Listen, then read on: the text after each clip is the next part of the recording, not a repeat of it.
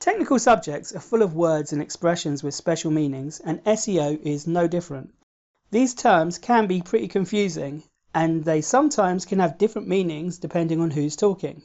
Misunderstandings can lead to confusions, arguments, and poor results. So I'm going to take this opportunity to explain the meaning of some of the words I'm going to be using. This is a webinar all about keywords, so let's start by explaining what I mean when I say keyword. A keyword is any word or phrase that a user types into the search box on Google or any search engine. This is actually only one of the general meanings of the word keyword. Outside of SEO, a keyword can be a word that's used to crack a secret code, or it might be a word in a programming language that has a special meaning. None of those definitions apply to SEO. When we use the term keyword, we use the term keyword because it's part of the HTML specification. Keywords were supposed to be a part of the HTML page that would make it easy to file them and cross-reference them so they can be retrieved later in a search. That's how the first search engines worked. They didn't search through the content of the page. Instead, they returned results based on the keywords the author used to describe the content. Of course, modern search engines are more helpful. They read the entire content of the page and then work to return the most relevant results for any search. They mostly ignore the suggested keywords because they're too easy to exploit.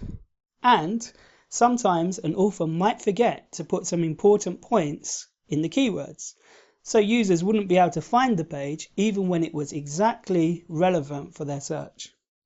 When somebody creates a web page in HTML, they can add keywords and other information in the page's meta tags. Meta tags are pieces of code in a HTML document or web page. They aren't part of the visible content. Instead, they include information about the page. Meta is Greek for above. It's a common term used in computing for information about a file rather than the information contained in the file. Some meta tags name the author, the person who created the page. The web page title is a meta tag, and so is the description.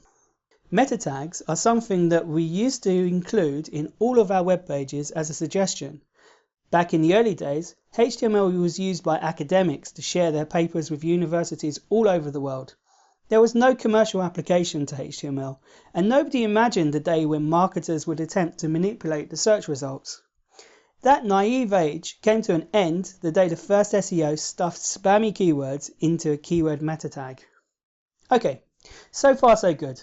Many of you probably knew this stuff already, but we might as well cover it just to be thorough.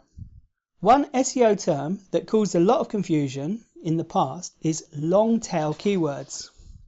Some of you are probably nodding knowingly, while some of you will be wondering what on earth I'm talking about. Don't worry, it has nothing to do with snakes or any other animals for that matter. Well, I do use dinosaurs to illustrate the point a little later, but that's just my personal taste. Let me show you a graph which will make the whole thing clearer. Here's a graph of a list of keywords sorted by how often people search for them. If you took all the keywords in your niche and made a graph of them, it would look pretty much like this. The graph is a curve with an enormous leap of imagination. You could picture it as an animal, maybe even a dinosaur. That's better. On the left side of the graph, there are a few keywords with really high search volumes. These keywords are the head. In the middle, there's the body. The search volumes are quite a bit lower, but they're still quite decent. This area of the graph is wider because there are more keywords there. On the right of the graph, we see the tail, and it's a long tail indeed. Yes, the origin of the term really is that stupid, but it's a good way to make sure you remember the concept. Here's the interesting thing about the long tail.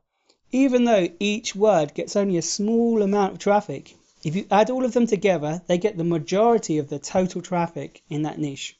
It's like the dinosaur. Because the tail is so long, it's heavier than the head and the body combined. That's what stops her from falling over when she stretches her neck, by the way. Some people think that a long tail keyword is one with lots of words in it. In other words, a phrase with 3, 4, 5 or even more words. In fact, most long tail keywords do contain several words, but that's not the definition of the term. It's totally possible to have a one-word long tail keyword if that word is rarely used. Of course, we can't go around drawing graphs to work out if a keyword belongs in the head, the body, or the tail. The length of the keyword is a good clue for you to work out where it belongs. There are more technical terms for long tail graphs. They're a lot more mathematical and they basically mean the same thing. The interesting thing is that long tail graphs occur in lots of situations. They're common in business and finance and nature and many other areas of science. There's a reason behind this dinosaur anatomy lesson. You can't rank a head keyword the same way you would rank a long tail keyword. You have to choose which part of the keyword graph you're going to target. Most of the keyword research articles that you see online tell you should focus on long tail keywords. That used to be great advice in the past. Now it's just wrong. The idea of targeting the long tail as your main focus is a marketing strategy that popped up in the early 2000s. Thanks to the web, it became viable for massive stores like Amazon to put a lot of their money into inventory that hardly ever sells. These slow sales add up over time and bring in more business than the best sellers. The same strategy used to work well for small businesses too, but a lot of spammers exploited it. Amazon has the resources to build millions of pages filled with accurate product descriptions, customer reviews, and recommendations. Most small businesses don't have these resources. So long-term marketing soon meant building tons of poor quality pages to get thousands of rankings for long-tail keywords. Ranking for one or two long-tail phrases is pointless. The traffic is small, it's not worthwhile. The good news is that if you pack your pages with useful content and cover your topics really well, they will naturally rank for lots of long-tail keywords without any real effort on your part.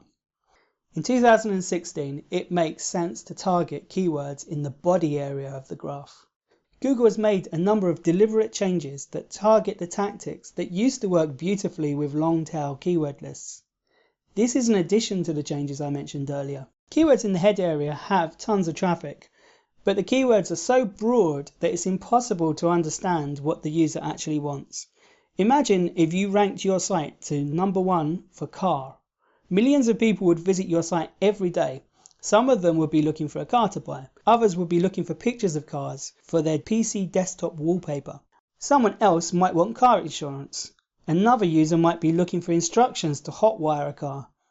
Even with the customers looking for cars, it would be hard to convert them to sales from a single page.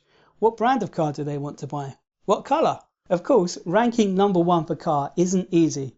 You'd have to beat the competition from millions of other marketers. In fact, some SEOs might work their entire life on the project and still fail to get the coveted but useless number 1 ranking. That's why we focus on the body keywords. The long tail traffic we get is a nice bonus. It's like a side effect from our efforts. Okay, there's one last term I want to clear up before we get into the meat of this webinar, and that term is keyword stuffing. Keyword stuffing is a spammy process of repeating the same keywords over and over throughout a HTML document. Once upon a time, this was guaranteed to produce top rankings. It was especially effective in InfoSeek and Lycos.